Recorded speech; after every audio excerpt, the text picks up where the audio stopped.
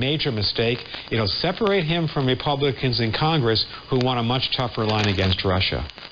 The European Union's chief Brexit negotiator, Michel Barnier, has warned that frictionless trade will be impossible once Britain leaves the EU. The business group, the CBI, has said the UK should stay inside the single market and the customs union until a final Brexit deal comes into force. A man has been jailed for at least 25 years at Lewis Crown Court for killing two of his girlfriends 5 years apart.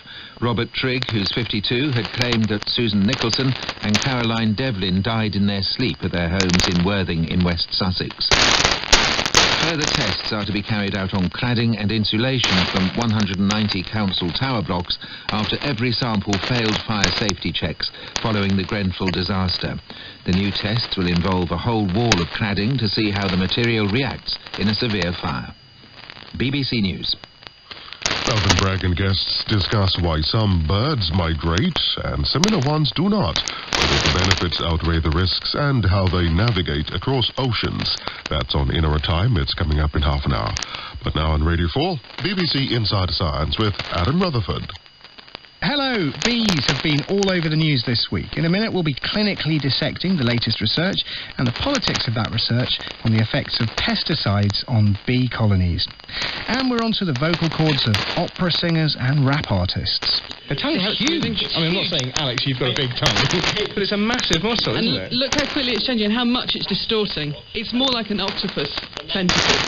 Yeah, more on that later. First, though, the plight of bees has been on our minds for years now. Many reports have suggested that these essential pollinators are in decline, possibly globally, for a number of reasons. In the last few years, pesticides known broadly as neonicotinoids, or neonics, have been in the spotlight as being potentially harmful to beehives. A paper published last week in the journal Science was the first major field study on 2,000 hectares across 3 countries.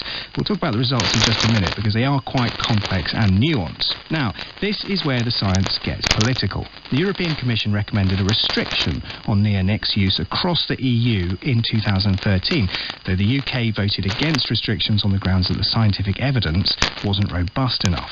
Temporary bans have been imposed in some European countries.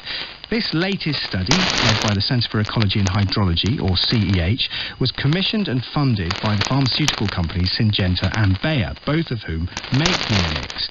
Both companies have expressed dissatisfaction with the findings. We'll hear from Syngenta in just a minute, but first, here's the report's lead author, Dr. Ben Woodcock. The issue with neonicotinoids is that they are a really important pesticide, but the way that they act is they're applied to the seed, and as the plant grows, that pesticide is then expressed throughout the plant tissues.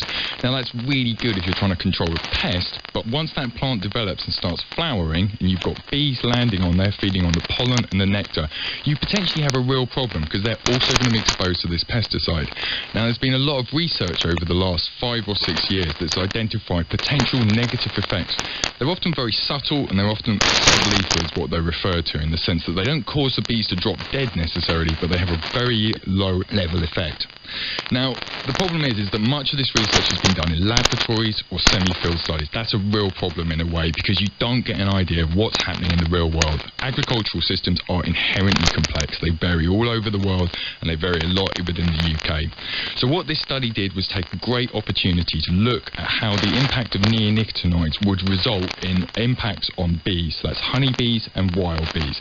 And we did this by treating very large areas of crop. So on average, about 60 hectares of crop. And it's in 3 countries, which are... So it's the UK, Germany and Hungary. And these were chosen because they're really big producers of oilseed rape. They're great examples of countries where we can look at these impacts on wild bees and honeybees. Gotcha. Okay. So give us a broad overview of the effects of your experiments on the bees.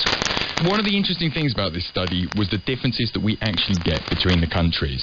What we find is that in some circumstances, neonicotinoids can have a negative effect. They can have a negative effect on the number of worker bees, and that's a key metric identified by the European Food Safety Authority. They can also have an effect on the overwintering colony survival. That's another one of these key metrics. Now, what we found, interestingly, was that this only occurs in some cases. You get it in some countries and not others.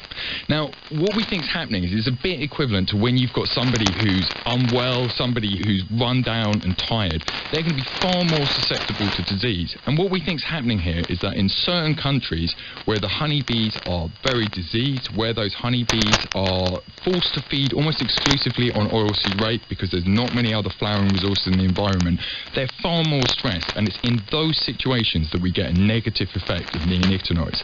The interesting thing is that in some situations, particularly Germany, we found that actually neonicotinoids, they don't have an effect, or they can even have a temporary positive effect.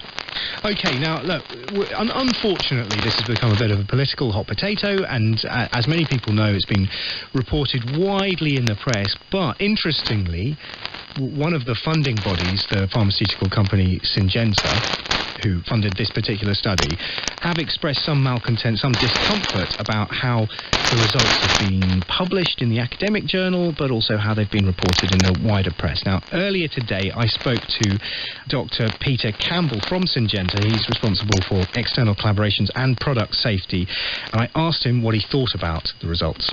I think the paper gives us a lot of data. The only problem I have with the paper really is that the top line, which is neonics harm bees' ability to establish populations, is a very simplistic conclusion from within the paper of a very complex set of data.